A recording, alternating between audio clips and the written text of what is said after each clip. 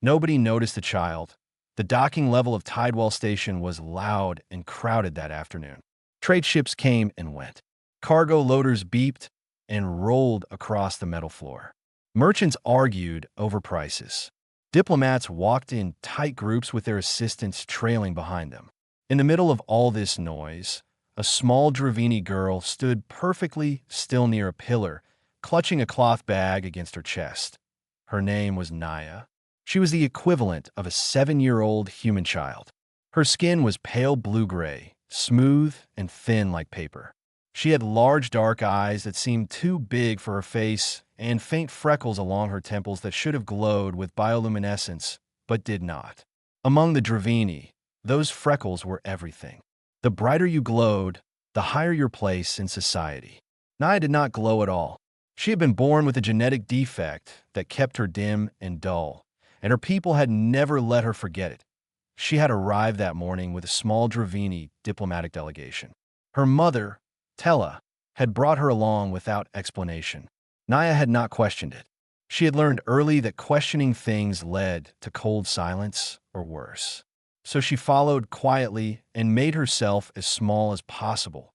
The delegation spent several hours in the upper levels, meeting with station officials about trade routes. Naya was not allowed in the meeting rooms.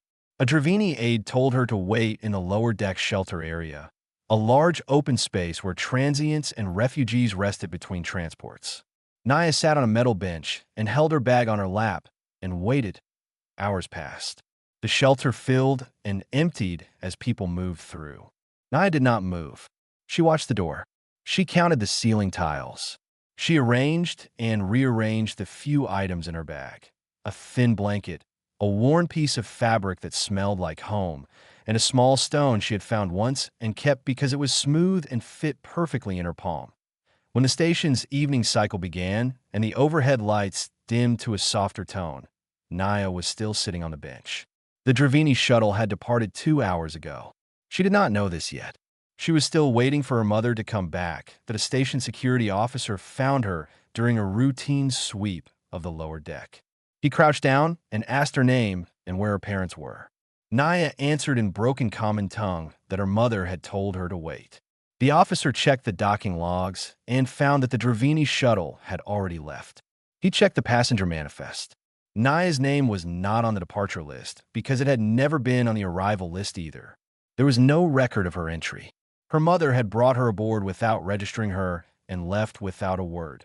The officer reported the situation to the shelter coordinator, a tired human woman named Darla, who had seen many sad things in her years on the station, but still looked shaken when she saw the small alien girl sitting alone with a cloth bag. Rose Whitfield arrived at the shelter 30 minutes later for her volunteer shift.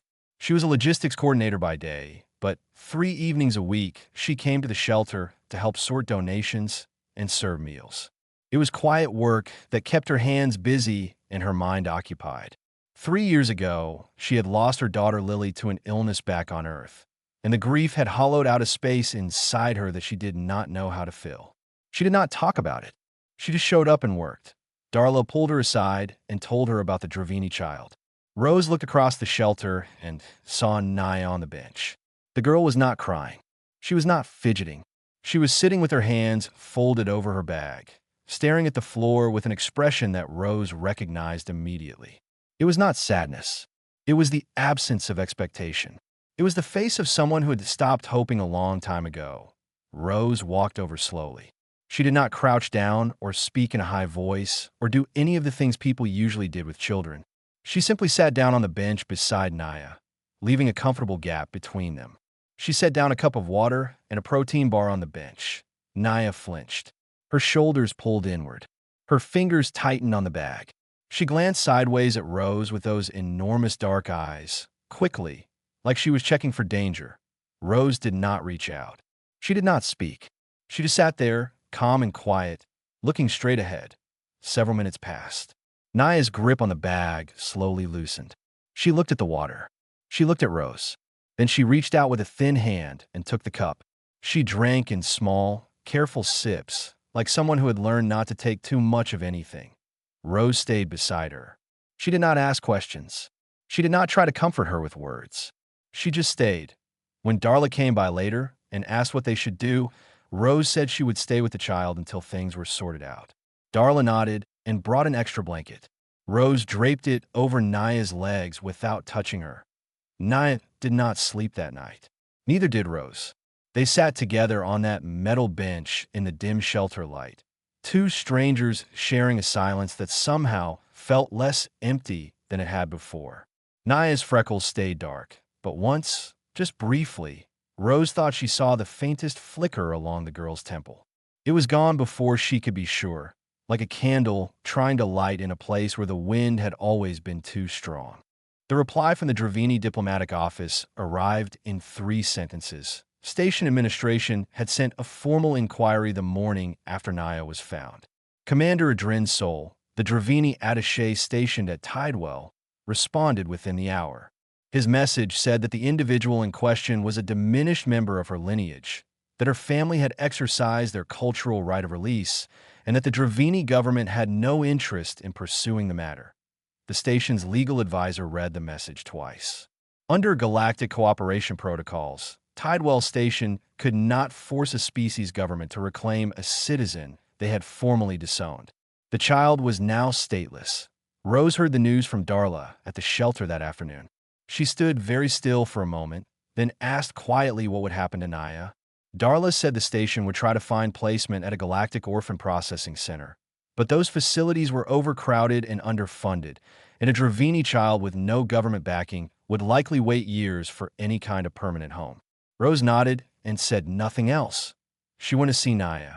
The girl was in the same corner of the shelter where she had been for 2 days now.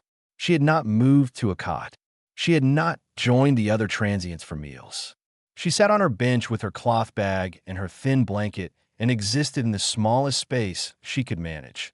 Rose sat down beside her as she had done before. She had brought a small container of warm soup from the station canteen. She placed it between them. Naya looked at it, but did not reach for it.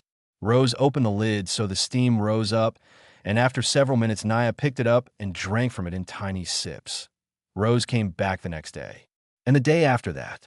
Every evening after a shift, she walked down to the lower deck and sat with Naya. She did not push. She did not flood the silence with questions. She brought things. A soft blanket to replace the thin one. A children's picture book she found at a second-hand stall in the market ring. A small stuffed animal shaped like a round creature with big eyes. Naya did not react to any of these offerings. She looked at them, then looked away. But Rose noticed that when night came, the stuffed animal was always tucked beside her on the bench done on the 4th day. Rose asked Dr. Finn Holloway if he would examine Naya. Finn was the station's physician, a calm man with gentle hands and tired eyes. He came to the shelter with a portable scanner and knelt in front of Naya with slow, careful movements. Naya sat rigid during the examination, her fingers white around the edges of her bag. Finn pulled Rose aside afterward. He told her the child was severely malnourished, not from a few days of neglect, but from years of it. Her bone density was low. Her muscle development was behind. There were old bruises on her arms in various stages of healing, the kind that came from being grabbed roughly and often. Her stress hormones were dangerously elevated, meaning her body had been living in fear for so long it had become her baseline. Rose listened without interrupting. When Finn finished, she asked him one question. She asked if the damage was permanent. Finn said some of it might be, but children were resilient if they were given the chance. Rose thanked him and went back to the shelter. That evening, she did something different. Instead of sitting silently, she opened the picture book and began reading aloud. Not to Naya directly. She did not angle the book toward her or try to draw her in. She simply read to herself in a soft, steady voice, turning the pages slowly. The book was about a small creature who lived in a forest and was looking for a place to sleep for the winter. It tried hollow trees and caves and piles of leaves, and nothing felt quite right. Naya did not look at the book. She sat with her knees drawn up and her face turned slightly away. But after a few pages, Rose noticed that the girl had gone completely still. Not the rigid stillness of fear, but the focused stillness of listening. And when Rose turned a page, Naya's head shifted just barely, just enough to angle one ear closer. Rose kept reading. She finished the book and then read it again from the beginning. Halfway through the second reading, Naya moved. She inched along the bench, closing the gap between them by a few centimeters. It was the first time she had voluntarily moved toward another person since she had been found. Rose did not react. She did not look at her. She kept her voice even and warm and continued reading about the small creature who finally found a warm spot beneath a root where the rain could not reach and the wind could not find it. When she finished, Rose closed the book and placed it on the bench between them. She stood up slowly, said good night, and walked to the shelter entrance. At the door, she looked back. Naya had picked up the book. She was holding it against her chest the same way she held her cloth bag, like something that might be taken away if she did not hold on tight enough. Rose walked home through the quiet corridors of the station. She let herself into her small quarters and sat down on her bed in the dark. On the shelf across the room was a framed photograph of Lily at age 5, laughing in a garden. Rose looked at it for a long time. Then she pressed her hands against her face and sat there until the station's night cycle lights faded to their lowest setting and the hallway outside went silent. The form was 14 pages long and written in legal language that made Rose's head ache. She sat at her desk in her quarters, filling it out line by line. Application for temporary guardianship, cross-species minor. The station's legal office had warned her that there was almost no precedent for this. A human taking custody of a Dravini child had never been attempted, and the paperwork alone could take weeks. Rose filled in every box anyway. Meanwhile, word about Naya had spread through the station. Tidewell was not a large place. People talked in the canteen, in the market ring, in the corridors between shifts. Most of the reactions were sympathetic in a distant way. People shook their heads and said it was a shame. Some were less kind. A cargo handler told Rose directly that it was not humanity's job to clean up after other species. A Brellian trader at the supply dock said humans had a strange habit of collecting problems that did not belong to them. Rose did not argue with any of them. She finished her shift and went to the shelter. Naya was changing.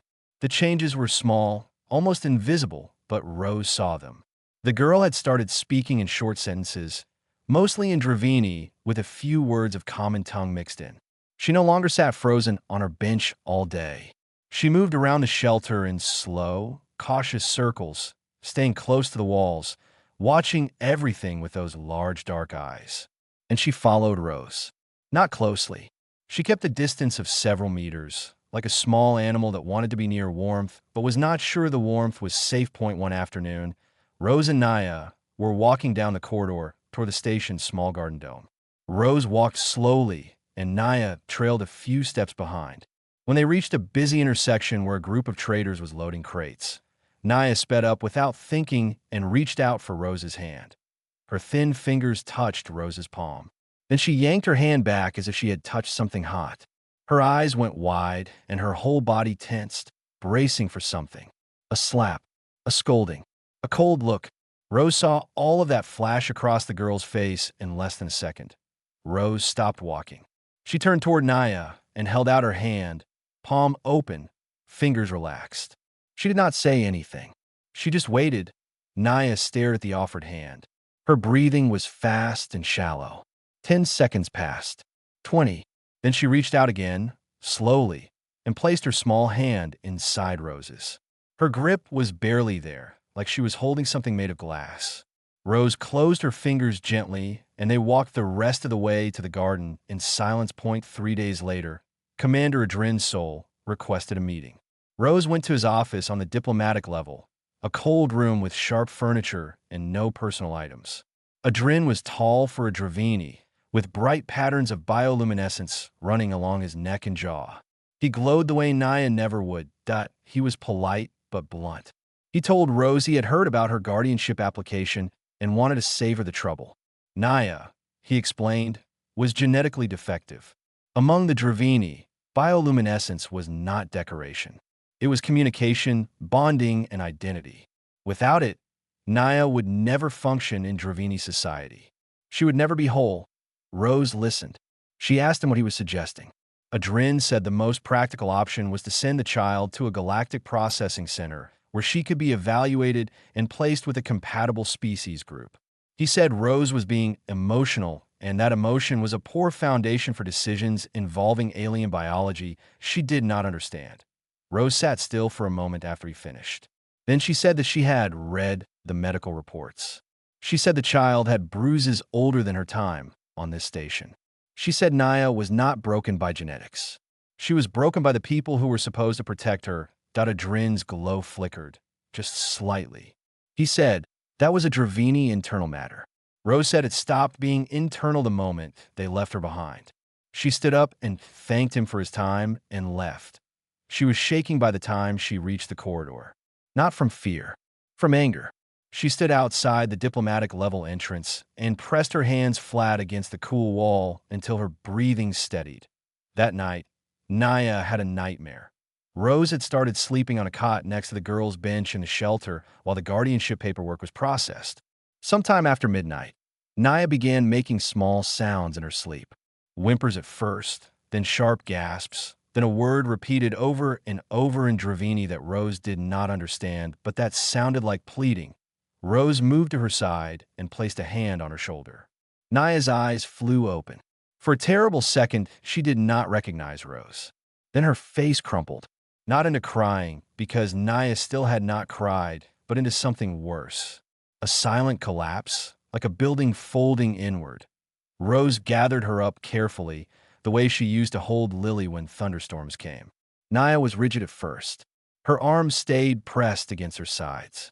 Then something broke loose inside her, and she grabbed the front of Rose's shirt with both fists and buried her face against her chest. Rose held her and rocked her gently and said nothing because there were no words for this. She hummed a low, tuneless sound, and after a long time, Naya's breathing slowed. Her grip did not loosen. Even after she fell asleep, her fingers stayed locked in the fabric of Rose's shirt, holding on with everything she had. Rose stayed awake until morning, afraid that if she moved even slightly, the girl would think she had been left again. The door slid open and Naya stood at the threshold without moving. Rose's quarters were small. A main room with a couch, a table, and a tiny kitchen area. A bathroom, and a second room that Rose had cleared out 3 days ago, setting up a bed, a lamp, and a shelf. The stuffed animal from the shelter was sitting on the pillow. Naya stared at the space like it was a trick. Her eyes moved from the couch to the kitchen to the hallway leading to the second room. She did not step inside. She stood with her cloth bag pressed against her stomach and her shoulders drawn up near her ears, making herself as small as she always did when she was unsure. Rose did not rush her. She walked into the kitchen and began heating water for tea. She moved around the room normally, opening a cabinet, setting out 2 cups, letting the space fill with the quiet sounds of someone living in it. After several minutes, Naya took 1 step inside, then another. The door closed behind her, and she flinched at the sound, but did not retreat. Rose showed her the second room. Naya touched the bed with her fingertips, pressing down on the mattress like she was testing whether it was real. She looked at Rose with an expression that Rose had seen before on the faces of people who had been given something and were waiting to be told the price. There is no price, Rose wanted to say. But she knew that words would not work yet. Words had probably been used against this child more often than they had been used to help her. So Rose simply pointed to the bed and then to Naya and nodded, and left the room so the girl could be alone with it. The first weeks were difficult in ways Rose had not expected. Naya hoarded food. She hid protein bars under her pillow, stuffed bread rolls into her cloth bag, and once Rose found a small pile of dried fruit hidden inside a shoe in the corner of her room. Rose did not scold her or take the food away. She simply made sure there was always food visible and available on the kitchen counter and waited for Naya to understand that it would not disappear. Naya panicked when doors closed. The sound of a door sliding shut made her freeze, and if one locked accidentally, she would press herself into a corner and shake without making a sound. Rose started leaving all doors in the quarters slightly open 3 times in the first week. Naya came to Rose in the middle of the night and asked if she needed to leave. Each time, she used the same phrase in broken common tongue. She said, "I could go now." Rose said no each time. She said Naya could stay. Naya would stand there for a moment, processing the answer, and then go back to her room. Rose built routines. Breakfast together at the small table every morning. A walk through the garden dome in the afternoon. Reading before bed. The routines were simple and predictable because predictability was what Naya needed most. She needed to know what came next. She needed to know that the next thing was not pain. Other species on the station noticed. A Brellian merchant who supplied Rose's department told her she was taking on something she did not understand. He said Dravini biology was fundamentally different from human biology and that the child would never bond with her the way a human child would. Rose thanked him for his concern and continued her work. A Selthery diplomat she passed in the corridor stopped her one day and said humans were strange for becoming attached to broken things. Rose looked at him and said the child was not broken. The diplomat made a gesture that might have been a shrug and walked away. Doctor Finn checked on Naya weekly. Her weight was improving. Her stress hormones were coming down slowly. But the emotional damage, Finn told Rose quietly over coffee one evening, would take years, maybe longer. Rose said she understood. On a Tuesday evening 6 weeks after Naya moved in, something happened. Rose was cleaning up after dinner when she heard a sound from the second room. She walked over and found Naya sitting on the floor with a set of color markers Rose had bought at the market. She was drawing on a piece of paper with intense focus, her small hand moving in careful strokes. Rose leaned against the doorframe and watched. Naya did not notice her for several minutes. When she finally looked up, she did not startle. She held up the paper. It showed two figures, one tall, one small. They were holding hands. Above them was a large yellow circle that might have been a sun or a light.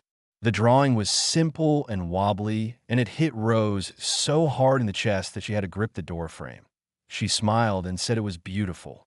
Naya looked at her for a long moment, then stood up and handed her the paper. Rose took it to the main room and put it on the wall next to the kitchen. That night, after Rose tucked her in and turned to leave, Naya said something in Dravini. It was soft, almost inaudible. Rose stopped and asked her what it meant. Naya was quiet for a few seconds. Then she said, in halting common tongue, "Safe place." Rose nodded. She said good night and walked out. She made it to the couch before her legs gave out. She sat there with her hand over her mouth, breathing in sharp, uneven pulls, looking at the drawing on the wall through blurred eyes. The tall figure and the small figure, holding hands under a yellow light. She did not sleep for a long time. 3 months changed everything and nothing at the same time. Naya still flinched at loud sounds. She still slept curled into a tight ball. She still checked the kitchen counter every morning to make sure the food was there. But between those old habits, something new had grown.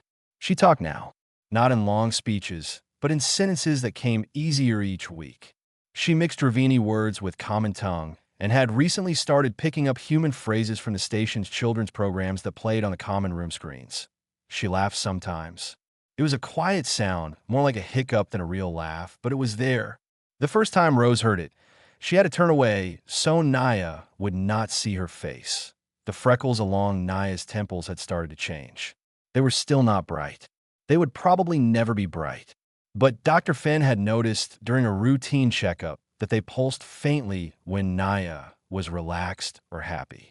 A dim, warm flicker, barely visible unless you were looking closely.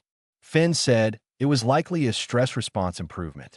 As her body healed and her cortisol levels dropped, her bioluminescent cells were beginning to function at whatever limited capacity her genetics allowed. It was not a cure, but it was a sign. Rose noticed it most in the evenings. When they sat on the couch together and Rose read aloud from one of the growing stack of books on the shelf, Naya would lean against her side and the freckles would pulse in a slow, steady rhythm, like a heartbeat made of light. Then the message arrived. It came through official diplomatic channels on a Tuesday morning. The Dravini High Council had issued a formal communique to Tidewell Station's governance board. They were invoking a species sovereignty clause under the Galactic Cooperation Accord and demanding the immediate return of the Dravini minor designated as Naya to Dravini custody. Rose read the message 3 times in her office. Her hands were steady, but her jaw was tight. She walked to the legal office and asked what this meant. The legal advisor told her that the Species Sovereignty Clause was a real provision in the Accord, designed to prevent one species from absorbing members of another without consent. It had never been used in a case like this before, but technically the Dravini had standing to invoke it. Commander Adrinsol delivered the demand in person that afternoon. He came to Rose's quarters, which she found deliberately intrusive. He stood in her doorway and said the High Council considered a human raising a Dravini child to be an embarrassment and a violation of cultural boundaries. He said the child would be returned to a Dravini facility where she would receive species-appropriate care. Rose asked him what kind of care that would be. He said that was not her concern. Rose asked if it would be the same kind of care that left bruises on a child's arms. Adrin's glow brightened, which among the Dravini was a sign of anger. He said the decision was not hers to make and left that a hearing was scheduled before the station's Joint Governance Council for the following week. The council was composed of representatives from 6 species, including humans and Dravini. Rose would have to argue her case for retaining guardianship. She spent every evening preparing. Dr. Finn helped her compile medical records showing Naya's condition at the time she was found versus her condition now. The shelter workers provided written statements about the child's state when she was abandoned. Rose organized everything into a clear timeline. Naya knew something was wrong. She could feel the tension in Rose's body when they sat together. She asked Rose one evening if she had done something bad. Rose put down her papers and held the girl's face in both hands and told her she had done nothing bad. She told her that some people were being difficult and that Rose was handling it. Naya looked at her with those enormous dark eyes and said, "You are not leaving?" Rose said no. Naya nodded and went back to her drawing. The hearing took place in the station's council chamber. Rose sat at a table facing the 6 council members. Across from her sat a Dravini legal representative named Overin, a tall female with patterns of light running along both arms. Commander Adrinsol sat behind her. Overin argued that biology determined belonging. She said a Dravini child required species-specific environmental conditions, social structures, and developmental inputs that a human could not provide. She said this was not a matter of emotion, but of science. Rose presented the medical records. She showed the scans from the day Naya arrived, the malnutrition, the old injuries, the dangerously high-stress hormones. Then she showed the current scans. Weight improved, bone density rising, stress hormones dropping, bioluminescent activity returning for the first time. She presented the shelter workers' statements and a timeline of the abandonment. Then she looked at Overin and asked one question. She said that if this child was so important to the Dravini, why did nobody come looking for her for 3 months? The chamber went quiet. Overin opened her mouth, then closed it. She looked back at Adrin. He did not meet her eyes. The silence stretched until it became its own kind of answer. One of the council members, a Selthari elder, leaned forward and asked Overin to respond. Overin said the delay was an administrative matter. The Selthari elder said that 3 months was not a delay. It was a choice. Rose did not say anything else. She folded her hands on the table and waited. Behind her, in the gallery where Darla was watching Naya, the girl's freckles pulsed faintly in the dim light. She was holding her stuffed animal and watching Rose through the glass with a look that was not fear. It was something else entirely. The council deliberated for 2 days. Rose went to work during those 2 days. She filed cargo reports. She checked supply inventories.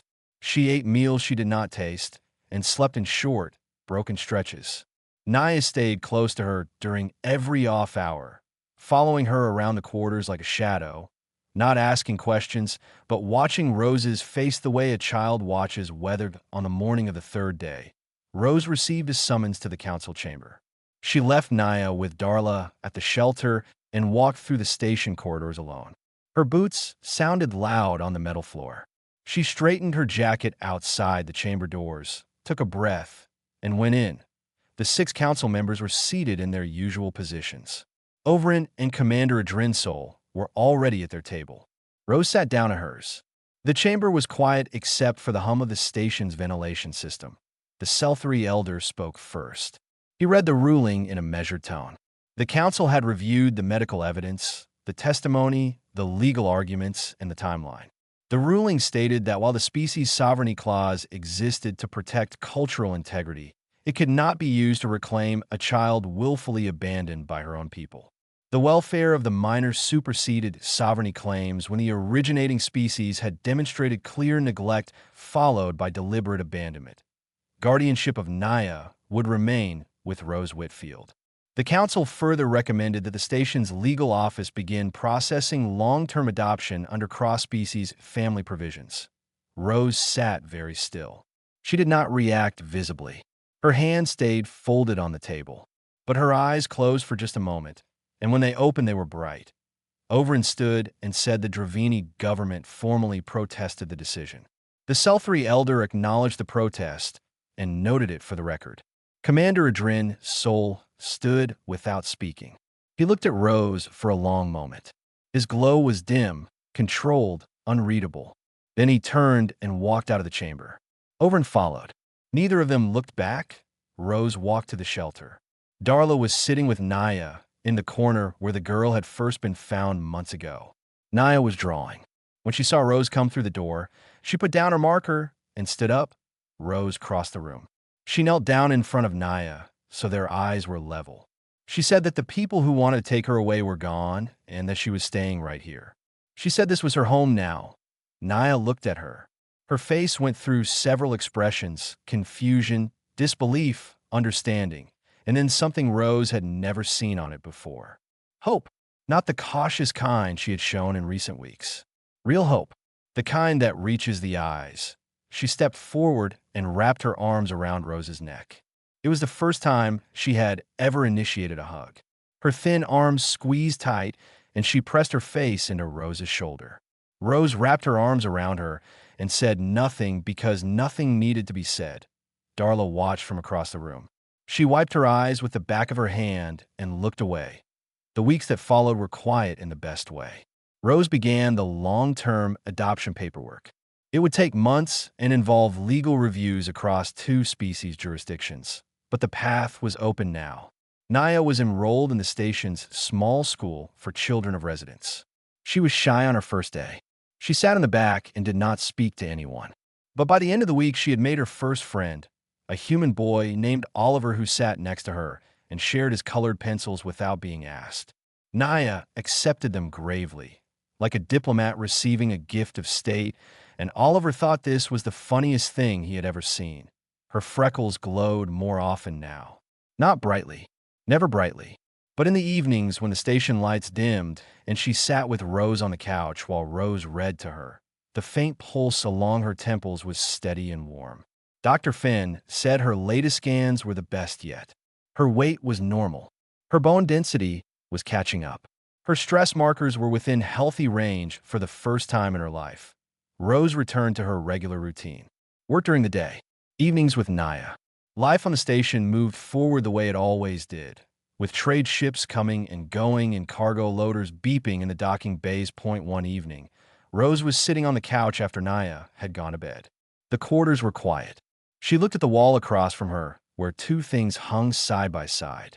On the left was a framed photograph of Lily at age 5, laughing in a sunlit garden with her hair blowing sideways. On the right was Naya's drawing. 2 figures, one tall and one small, holding hands under a yellow light. Rose looked at them for a long time.